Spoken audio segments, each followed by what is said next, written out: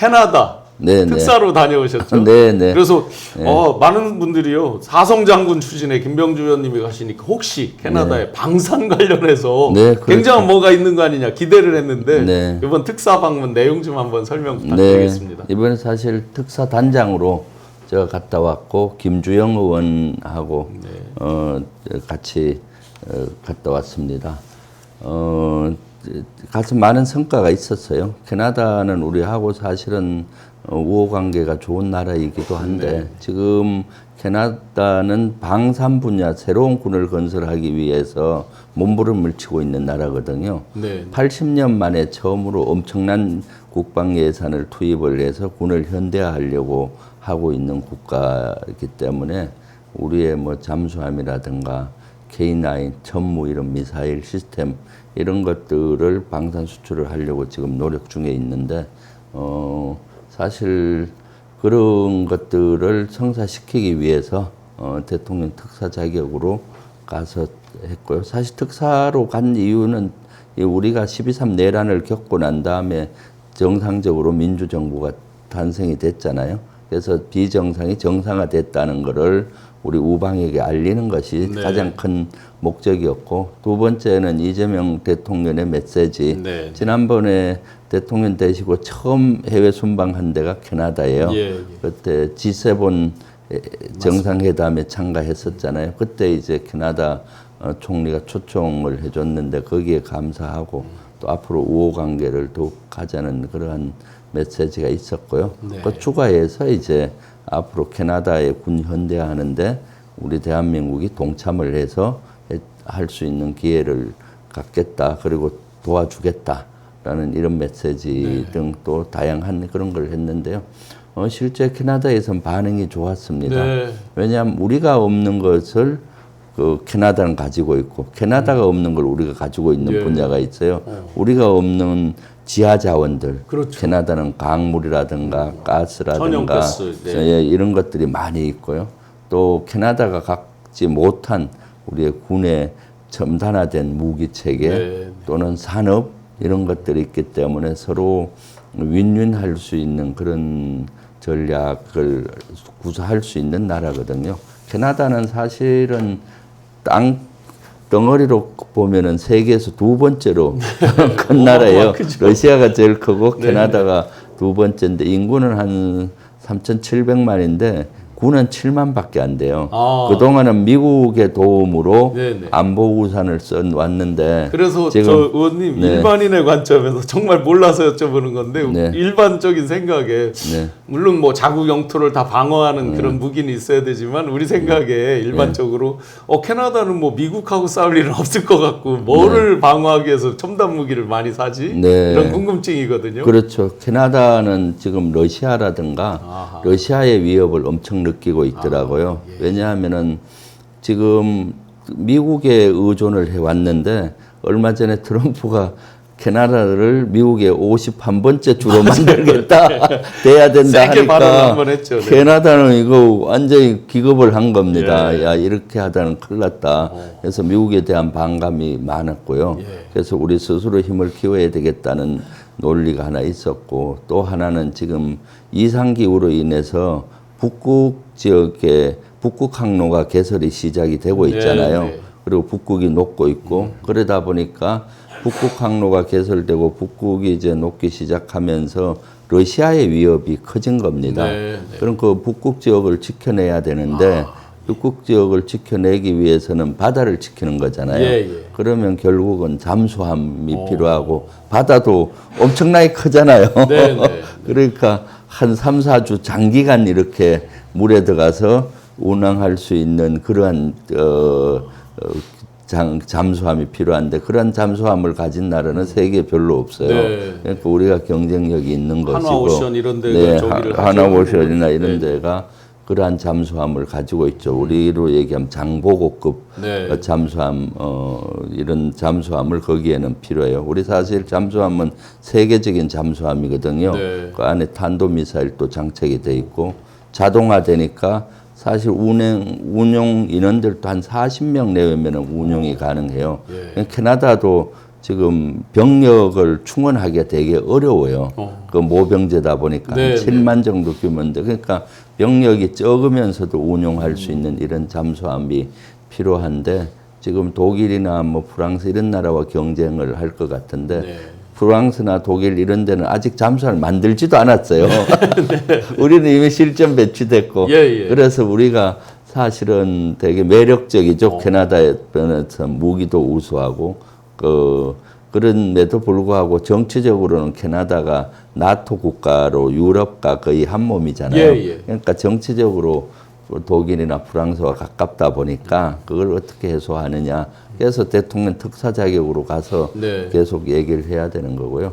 그리고 또 북극을 지키기 위해서는 장거리 미사일, 천무 같은 미사일을 한 120km까지 날아가고 정밀하게 타격할 수 있는 미사일 체계거든요. 다른 장 미사일인데 그러한 무기 체계나 K9이나 이런 데 관심이 많더라고요.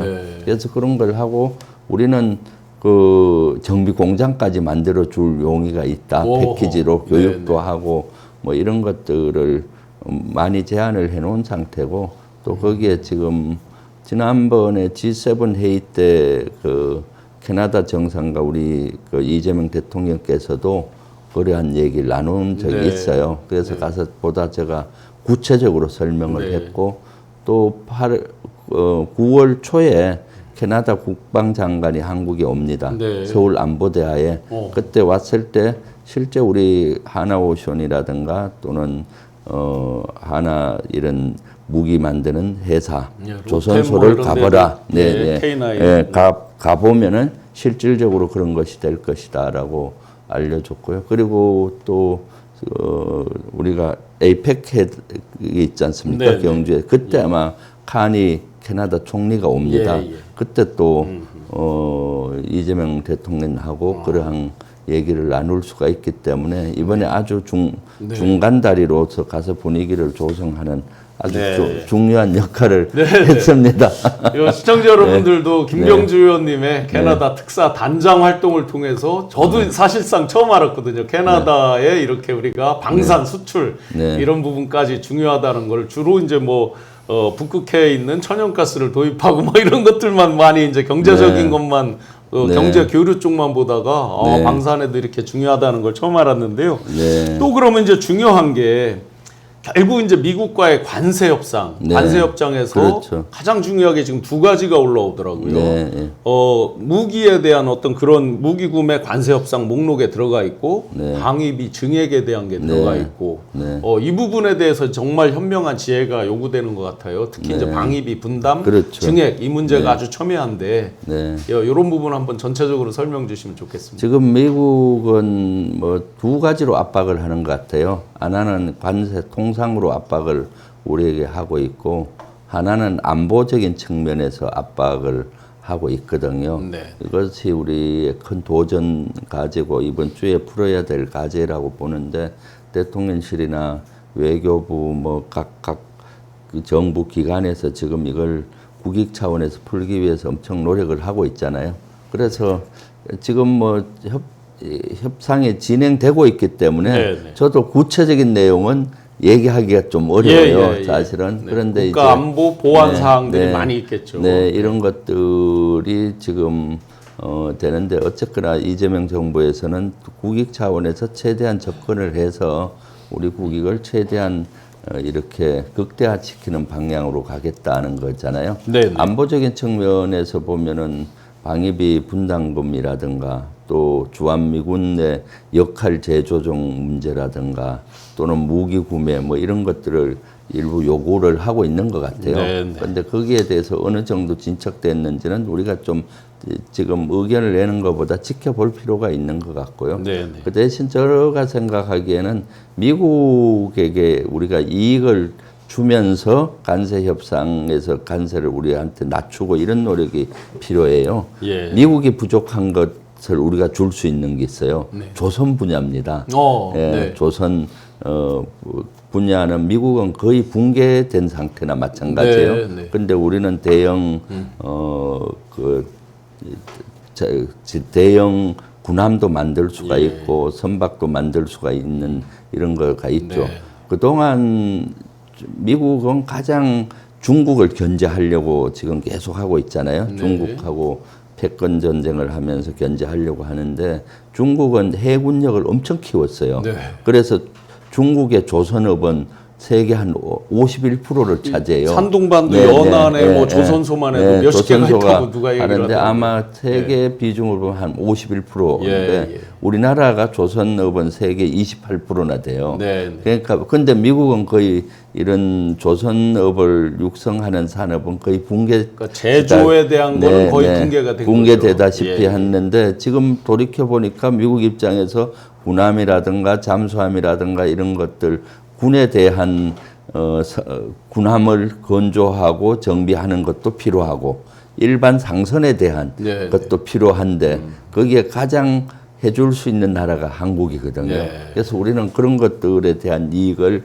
미국에 최대한 해주고 기술도 이전해주고 정비 공장도 만들어주겠다 이런 이익을 주면서 최대한 저는 관세를 낮추고 안보적인 면에서도 우리가 이득을 얻어야 된다라는 생각을 하고 있습니다. 주한미군 역할 조정에 대한 것도 일각에서 조금 이제 언급은 되는데 본격적인 건 아닌 것 같긴 한데 그 부분은 어떻습니까? 거기도 지금 저도 뭐 언론이나 이런 걸 통해서 접해 보면은 미국은 주한미군의 역할을 확대하려고 하고 있죠. 그동안 주한미군은 북한에 대응하는 임무만 부여되어 있는 걸로 한미가 합의돼서 있는데 미국 입장에서는 이제 중국을 견제를 해야 되니까 대만 문제라든가 이런 데도 주한미군의 임무를 확장을 하고 싶어 했던 거죠. 사실은 명목상은 주한미군이 북한에 대응하지만은 실질적으로는 미국 입장에서는 중국을 견제하는 목적도 있어 왔어요.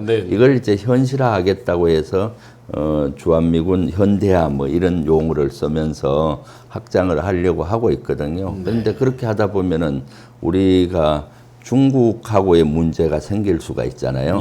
그렇기 때문에 이것은 조심히 접근해야 된다라고 보여지고 있습니다. 네.